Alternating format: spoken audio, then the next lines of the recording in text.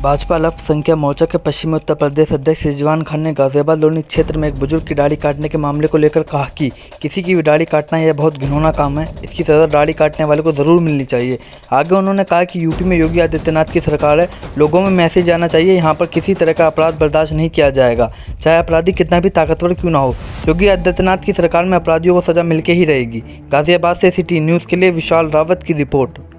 जी, मैं रिजवान खान मीर, अध्यक्ष पश्चिमी उत्तर प्रदेश भाजपा अल्पसंख्यक मोर्चा। विगत 22 वर्षों से भारतीय जनता पार्टी में अखिल भारतीय विद्यार्थी परिषद से लेकर और यहाँ अल्पसंख्यक मोर्चा के पश्चिमी उत्तर प्रदेश के अध्यक्ष तक का विभिन्न दायित्वों पर रहते हुए सफर तय किया। ये दाढ़ी कांड जो चर्चाओं का विषय बना हुआ है, इसके बारे में क्या कहेंगे? देखिए, किसी की भी दाढ़ी काटना ये बहुत ही घृणित कृत्य है, इसकी सज़ा मिलनी चाहिए। और किसी 72 साल के बुजुर्ग को नहीं, मैं कहता हूँ 18 साल के किसी बच्चे के साथ भी मार पिटाई करना, कानून को अपने हाथ में लेना है। और आदरणीय योगी आदित्यनाथ की सरकार है, लोगों में ये मैसेज जाना चाहिए कि यहाँ जो है राम राज्य है, सुशासन है, और यहाँ जो है किसी पर भी हाथ उठाना, कानून को अपने हाथ में लेना शासन प्रशासन के द्वारा बर्दाश्त नहीं किया जाएगा। अपराधी कितना भी ताकतवर क्यों ना हो, कितना भी सशक्त क्यों ना हो, कितना भी संगठित क्यों ना हो, लेकिन योगी आदित्यनाथ के नेतृत्व वाली सरकार में उसे सजा मिलेगी ही मिलेगी। तो ये बहुत ही घृणित करते हुआ है, इसके लिए किसी को भी बख्शा जाना नहीं चाहिए। आपने देखा होगा इसमें उम्मेद पहलवान का किस तरीके से रोल मानते हैं, क्या रोल मानते हैं?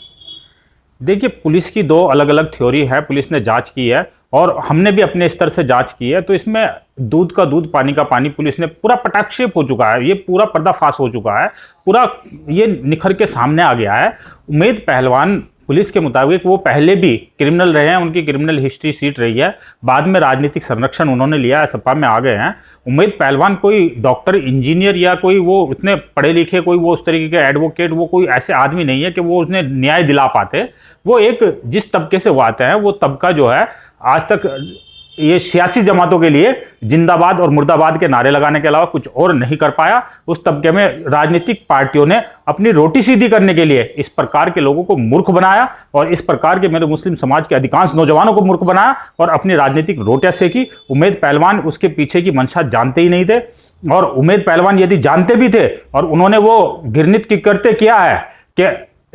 अपनी चुनावी रोटियां सीधी करने के लिए, अपनी चुनावी रोटियां सेकने के लिए वो महाराज श्री राम को बीच में ले आए। उस राम को अब मैं आपसे बताना चाहता हूं, उस राम को जो रमते राम है, उस राम को, जिस राम को अगर मैं अपनी साधारण भाषा में ईश्वर कहूं या अल्लाह कहूं, जो वो पूजनीय राम है, या मैं उसे राम कहूं, जैसे पानी को मैं वाटर कहूं, नीर कहूं, जल कहूं, या सीधे शब्दों में पानी कहूं। तो यदि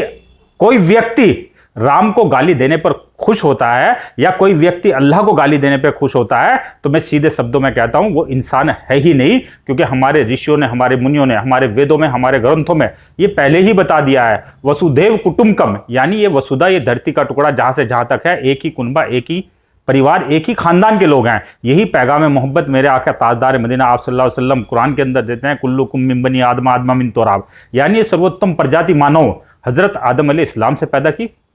और आदम को मिट्टी से बनाया। अब हम अपनी भाषा हिंदी में उन्हें श्री मनु कह लें, तो मनु से मनुष्य और आदम से आदमी, भाषा का अंतर है, बाप हमारा एक ही है। तो जिस प्रकार से वो राम को मानने वाले राम को मानते हैं, उसी प्रकार से रहमान को मानने वाले रहमान को मानते हैं, लेकिन अंत्यतः पूजा तो उस परमपिता परमेश्वर आसमान वाले की ही होती है। तो यदि कोई उस आसमान वाले को किसी भी रूप में गाली देता है, तो वो अपने ही इष्ट देव को गाली देता है, वो अपने ही पैदा करने वालों को गाली देता है। तो ऐसे लोग जो इस प्रकार की बातों से खुश होते हैं या उसका राजनीतिक लाभ उठाते हैं, तो आज चुनाव सर पे हैं तो प्रभु श्री राम याद आ गए,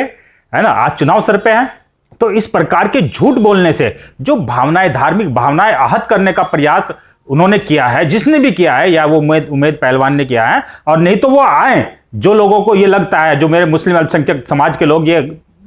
बरगला रहे हैं, लोगों को चर्चा चल रही है, समाज के अंदर मिथ्या बातें फैला रहे हैं कि यदि उन्हें यह लगता है कि उनके साथ अन्याय हुआ है, तो मैं वादा करता हूं भारतीय जनता पार्टी का आधिकारिक प्रतिनिधि होने के नाते क्षेत्र का, पश्चिमी उत्तर प्रदेश का प्रथम नागरिक, माइनॉरिटी में होने के नाते, पश्चिमी उत्तर प्रदेश का अध्यक्ष होने के नाते, मैं जब तक खाना नहीं खाऊंगा, जब तक चाय नहीं पीऊंगा, जब तक पानी नहीं पीऊंगा, जब तक आपको इंसाफ नहीं दिला दूंगा, आपके साथ योगी आदित्यनाथ के नेतृत्व वाली सरकार और ये उत्तर प्रदेश की पुलिस कोई कुकृत्य कर नहीं सकती, कोई अपराधीकरण कर नहीं सकती, कोई गलत काम कर ही नहीं सकती।